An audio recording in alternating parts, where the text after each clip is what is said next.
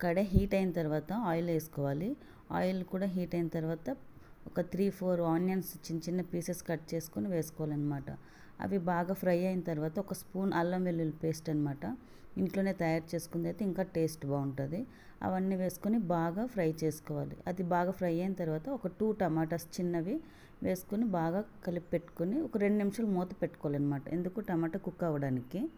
అలా కుక్ అయిన తర్వాత మష్రూమ్ క్లీన్ చేసి పెట్టుకుంటాం కదా, ఆ మష్రూమ్స్ కూడా వేసి అన్నీ కలుపుకోవాలన్నమాట. అన్నీ కలిపిన తర్వాత ఏం వేయకూడదు ఇందులో. దాన్ని కూడా ఒక 2 మినిట్స్ మూత పెట్టి వదిలేయండి. చూడండి, లిడ్ పెట్టి తీసిన తర్వాత ఎంత వాటర్ వచ్చింది కదా.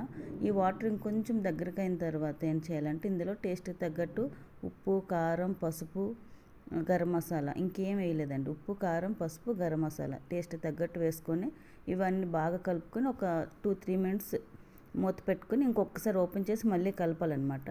అలా కలిపిన తర్వాత మళ్ళీ ఒక 5 మినిట్స్ తర్వాత ఓపెన్ చేసి చూస్తే మనకి కర్రీ రెడీ అయిపోతుంది. ఇది సింపుల్ మార్నింగ్ లంచ్ బాక్స్కి సింపుల్ రెసిపీ అనమాట. సూపర్గా ఉంటుంది. టేస్ట్ కూడా చాలా బాగుంటుంది. ఎవరైనా ట్రై చేయని వాళ్ళు ఉంటే ట్రై చేయండి. Thank you for watching. Please subscribe my channel. Bye bye.